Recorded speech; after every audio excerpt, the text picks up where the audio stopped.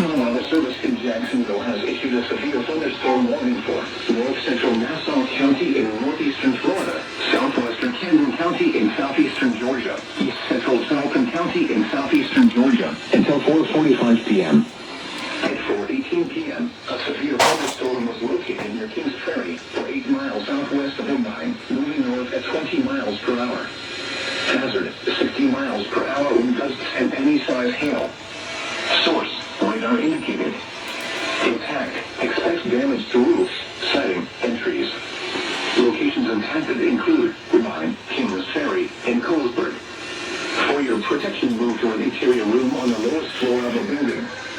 Large hail, damage cloud to ground lightning are occurring with this storm. Move indoors immediately. Lightning is one of nature's leading killers.